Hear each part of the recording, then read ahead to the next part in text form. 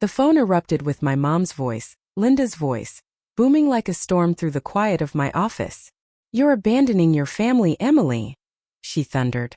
I pinched the bridge of my nose, the familiar ache of tension already creeping in. "Mom, we've been over this 100 times. I'm not bailing Jake out again. He's 30. He needs to grow up." Her reply hit like a whip, sharp and laced with the same old guilt trip I'd heard forever. "He's your brother. Family sticks together."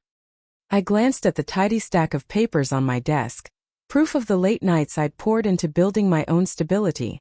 "I've helped him, Mom, for years. This isn't about family, it's about him not giving a damn.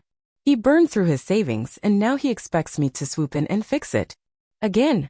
My name's Emily, and I've been the family rock for as long as I can remember.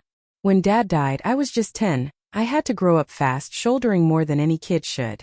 Meanwhile, Jake coasted through life, charming his way out of consequences. Now at 30, he's a part-time cashier at a gas station, somehow managing to blow his money on gaming consoles, bar tabs, and trips he had no business taking. When his landlord finally had enough and threatened to kick him out, Linda didn't ask me to cover his rent. She demanded it. I said no. That one word sent them both spiraling. 2 days later, my phone buzzed with a notification that stopped my heart. Linda's Facebook post stared back at me. "Families should stick together, but some people don't believe that. They'd rather turn their back on their own blood than help. Greed over family values, what a shame." The comments rolled in: old neighbors, distant cousins, people I hadn't seen in a decade. All piling on. "So selfish. Poor Jake. How could she?" Then Jake chimed in. "Never thought my own sister would leave me high and dry. Guess money matters more to her than family. Thanks, Mom, for having my back." The words sliced deep, but the betrayal? That burned hotter. They were spinning a tale to the world, making me the cold-hearted villain. I set my phone down, staring out the window as fury simmered inside me. I'd given them so much, years of my life, and this was my reward? Publicly dragging my name through the mud because I dared to draw a line? As the anger sharpened into resolve, I made a choice. If they wanted a public fight, I'd give them one they wouldn't forget. That night, sitting at my kitchen table, I couldn't shake the rage. I'd been the dependable one forever, picking up the pieces after Dad's death, keeping us afloat. How many times had I saved Jake? Too many. 2 years ago, when he got fired for ghosting his job, I paid his bills until he found another gig. When his car died, I handed over cash for repairs, only to learn he'd bought VIP passes to some festival instead. Every loan I gave him, to get back on his feet, ended up funding sneakers or online splurges. And Linda? She'd always brush it off. "Boys are different, Emily. Jake just needs time." Time turned into a decade of excuses, and now those Facebook posts weren't just excuses, they were a full-on attack. I opened my laptop, meaning to answer a work email, but my hands were shaking too much to type. Enough was enough. That evening, I called a lawyer. My voice cracked as I laid it all out, the posts, the lies, the damage. "I can't let this slide," I said, barely holding it together. He listened, steady as a rock, then replied, "Defamation's tricky, but if this has hurt you, your job, your peace, you've got a case. Let's start with evidence." Hanging up, I felt a flicker of relief. Someone was finally in my corner. As I gathered screenshots of their posts, a stray thought hit me. Dad's inheritance. He'd left money for Jake and me, locked away until we turned 25. I hadn't touched it in years, figuring it was safe in an account somewhere. But now? Doubt gnawed at me.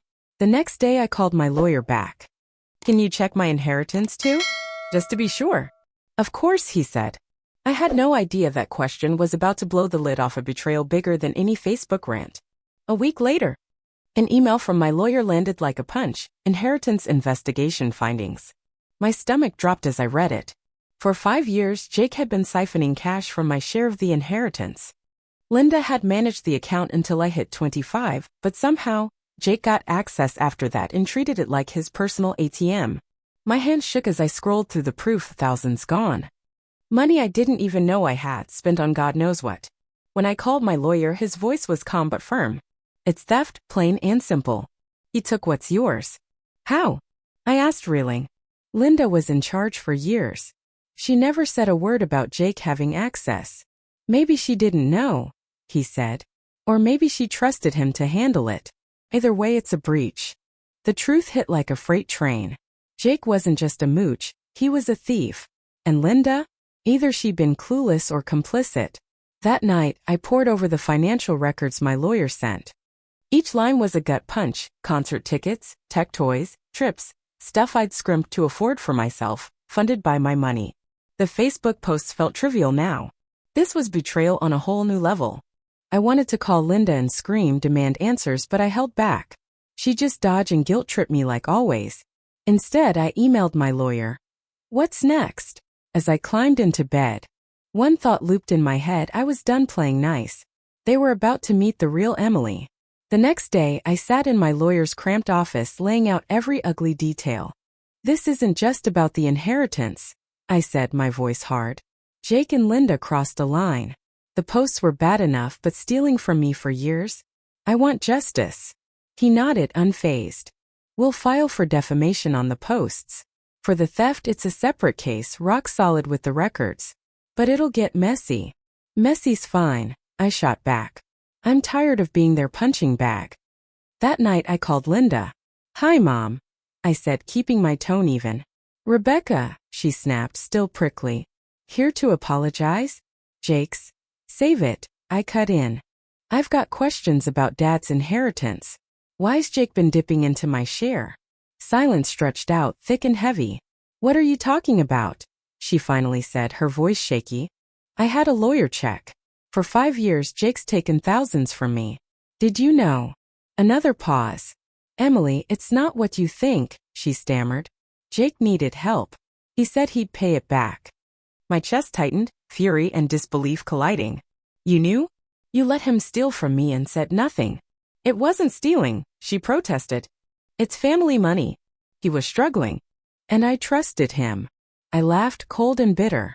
Trusted him? He spent it on vacations and gadgets while I worked myself raw. You let it happen. Emily, please, she begged. You don't get it. Jake's had it rough. That's not your call. I snapped. You were supposed to protect that money and you handed it to him like it was trash. Do you know how betrayed I feel? She tried to argue. But I was done. This is over. Talk to my lawyer. I hung up, a strange clarity settling over me. No more manipulation. No more guilt. This time I was fighting back. The fallout was instant. The next morning, my phone buzzed with Linda's voicemails, defensive, then desperate. Emily, you can't do this. Jake didn't mean it. Let's talk as a family, no lawyers. I didn't reply. For once, I held the reins. Jake, predictably, went back to Facebook. First she abandons me, now she's suing her own family over money. Greedy and heartless, some people show their true colors. The same chorus of enablers chimed in. Family first. You're better off without her. I screenshotted it and sent it to my lawyer without blinking. The next day he laid out the plan. We're filing both cases, defamation and theft. The evidence is airtight, but this'll strain things with Linda even more. It's already broken, I said, arms crossed. Let's do it. He nodded. One more thing. If this hits court, Jake will have to explain where the money went. It could get ugly. I thought of the years I'd sacrificed for them, unappreciated. I'm ready. That night, Linda called again. I picked up. Emily, she said, voice trembling, Jake told me things about the money. I didn't know it was this bad. What did he say? I asked sharply. She faltered. I'm sorry, she whispered. I didn't realize how much he took. I should have stopped him. Her words rang hollow. It's too late, Mom. You should have cared years ago. I hung up, torn between anger and a flicker of pity. She was waking up, but the damage was done. Then my lawyer dropped a bombshell. Jake didn't just hit your inheritance. He's been taking from Linda's retirement account too. I froze. What? Same pattern, consistent withdrawals. Does she know? Not yet. But it'll come out. My mind spun. Linda had defended him blindly and he'd robbed her too. I called her that night. Mom, Jake's been stealing from your retirement. Silence. He took my money, she whispered. Breaking. Yes. From both of us. I trusted him, she sobbed. I know, I said softer. But you enabled him. This is what happens. What now? She asked, lost. We let the law handle it. It's about accountability. She cried, and for the first time I felt sorry for her. She'd been burned by Jake too. Court came fast. Sitting there, I was a mix of nerves and fire. I wanted justice for the theft, the lies, the years Jake coasted while I carried the load. But it meant airing our dirty laundry. Jake strolled in, smirking like this was a joke. Linda looked crushed.